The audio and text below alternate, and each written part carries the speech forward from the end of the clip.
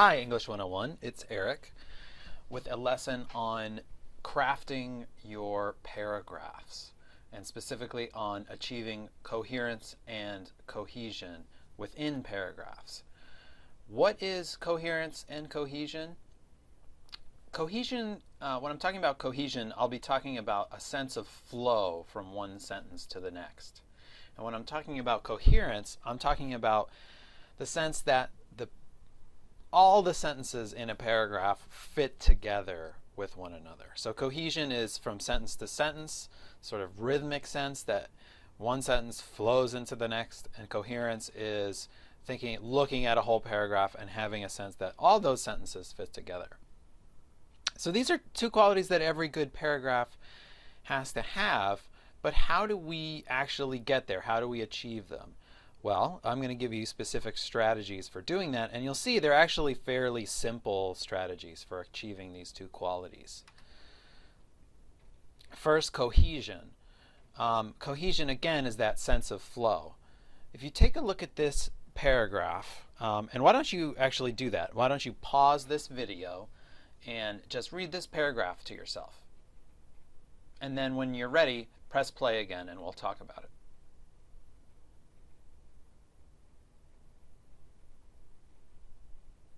What did you think of the flow of this paragraph?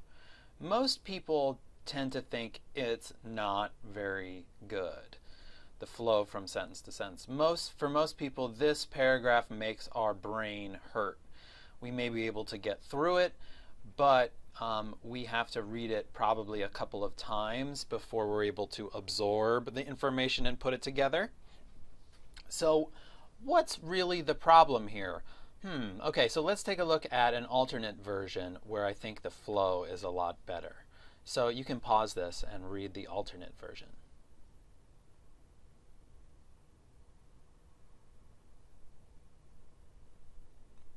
Okay, it's better, right? The flow is better in this revised paragraph.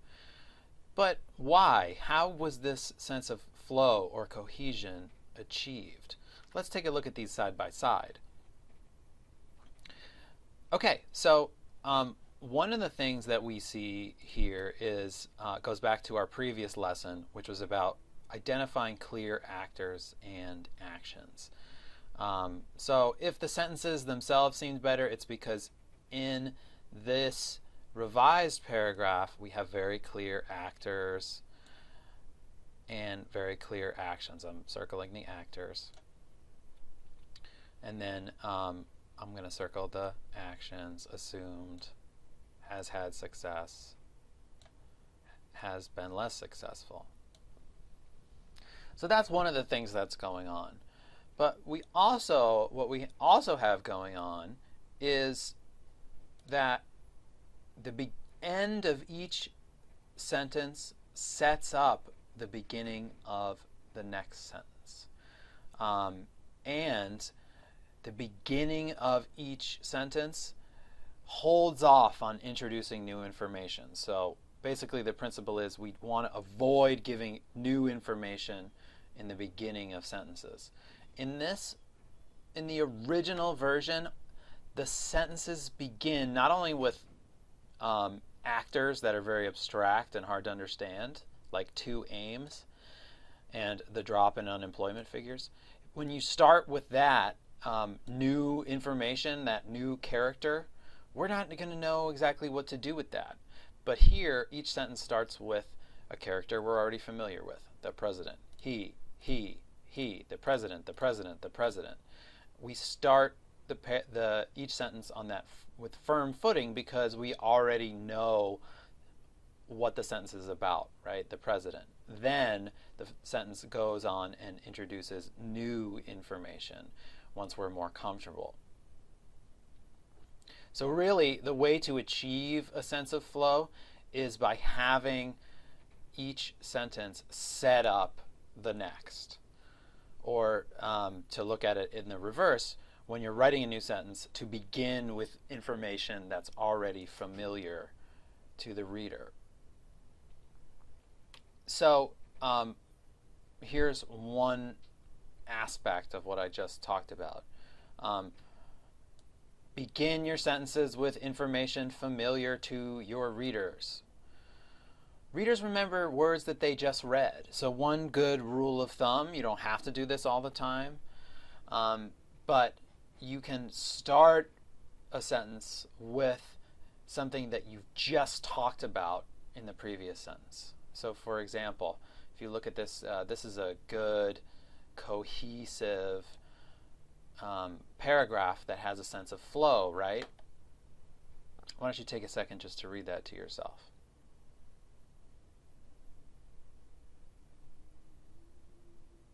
Okay, now look at how the second sentence starts with this very familiar character that we just talked about in the second sentence, or I'm sorry, in the first sentence. And notice how the third sentence talks about something that was mentioned in the second sentence. So each sentence is building on the last, not dropping us into unfamiliar territory. Notice how it doesn't have to be the exact same words that are being echoed, but so compresses becomes compression, but it's familiar enough that the reader doesn't get disoriented.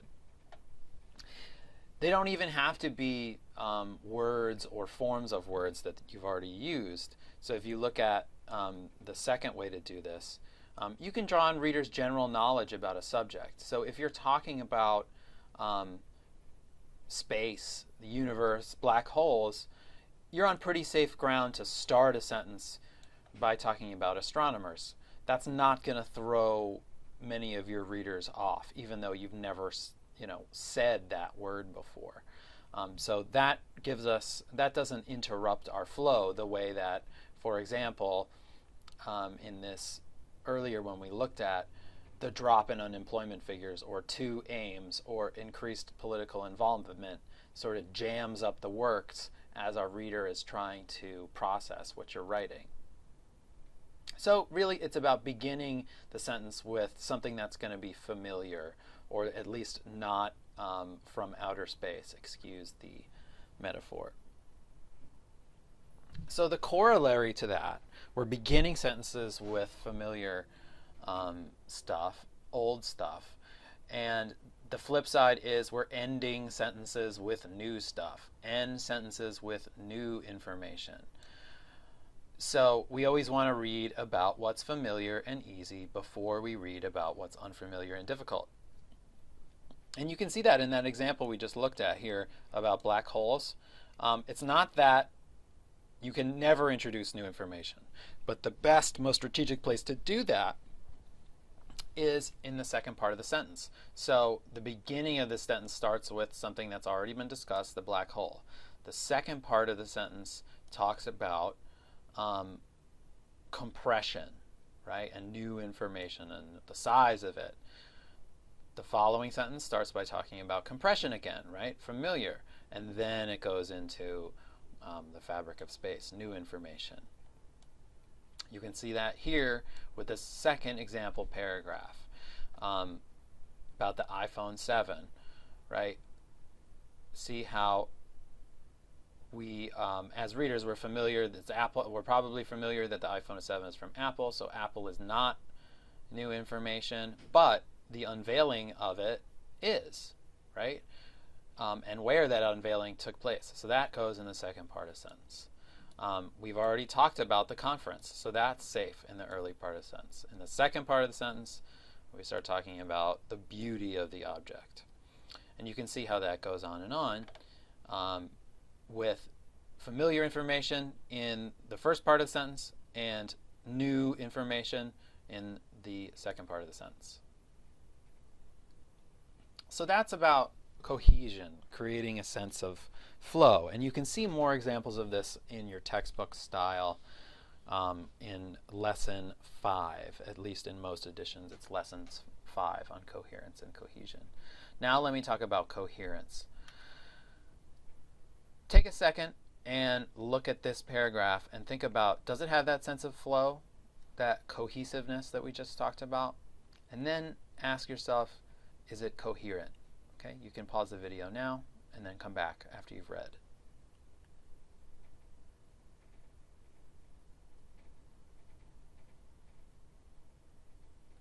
Okay, so what most people say, and what I think here, is that this paragraph has a good sense of flow from sentence to sentence, right? I'm never lost, I'm never confused, but the only time I really get confused is after the paragraph is over, and I say, what did I just read, right? We started talking about this town in Wisconsin, and now we're talking about this person's therapist, right? This achieves cohesion, but it doesn't have that sense of fit, that coherence. So how do we achieve this sense of that all of the parts fit together?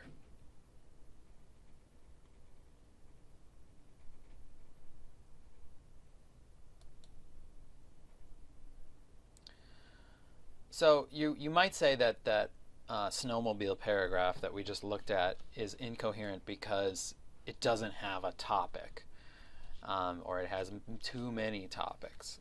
And that is absolutely true. But even paragraphs that have a consistent topic, if they're not worded well, they can still confuse you and seem incoherent. Like, check out this paragraph. Pause this for a second and read this paragraph about vegetation.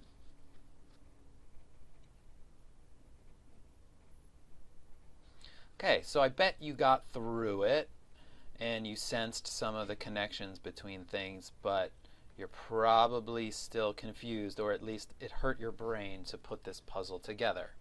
So how do we make the pieces fit for our readers? They fit in our brain when we're writing, of course, but they may not, the fit between them may not be clear to the person reading the document that you've created. One way to do this, a really simple way to do it, is by having consistent topic strings. That's the term that Style uses. And what they're talking about there is, in addition to having a topic sentence, what they're saying is your subjects, the subjects of all your sentences, should essentially line up or string together. Notice that they're not all the same word. It's not plants, plants, plants, plants, plants, but it kind of is, right? Vegetation, dense vegetation, plants, vegetation, right? This makes the connections between the sentences easier to process for the reader. So this is exactly the same information, but it's presented in a much easier to process way that gives a reader a sense of how all that fits together. Whereas this takes way too much work to figure out how each of these fits into the big picture. A warning. You may have been told before not to repeat yourself in your writing. A previous English teacher may have told you this, a tutor. I'm here to tell you that you have to repeat yourself. And I'm not just talking about repeating information strategically. I'm talking about repeating the exact same words, sometimes in one sentence and then in the next. Why? Because you need to achieve a sense of coherence. Take a look. We're repeating words, right? Different forms of words, but essentially the same words. Now, could you go into Microsoft Word thesaurus and find more synonyms for plants? Yeah. But then that's only going to make it more confusing, because the reader will have to figure out, oh, are we still talking about plants, right? If they don't know that word. If it's the same word, the reader knows we're in the same territory. We're on the same topic. If you do all this synonyming and thesaurusing, you're going to throw the reader off, because they're not going to know, as intuitively at least, how these things fit together. So you need to repeat words. Stop using Microsoft Word thesaurus all the time. So here's a little bit of practice for coherence. Why don't you pause right here and just practice revising the sentences in this paragraph to make the connections clearer, right? You may want to try that strategy of topic strings, consistent actors throughout all your sentences. Okay, pause it here and come back when you've got something you like.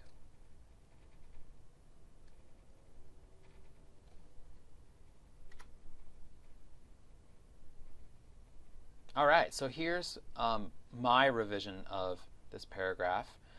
And notice that I'm not taking out any information. I'm not really changing any of the wording, but I'm moving things around to make the consistency between the sentences clear. So instead of beginning with the power to create and communicate in the first sentence, and in the second sentence, their genetic code, and in the third sentence, a limited repertoire of messages, all of which sort of front loads the information and confuses the reader. I'm starting with really consistent actors, characters. And notice how I've got a topic string. Throughout the paragraph, my subjects, my actors, are very closely related. Now, I dropped B's in there, but as we talked about before, you can drop in information as long as it's closely related in that first part of the sentence.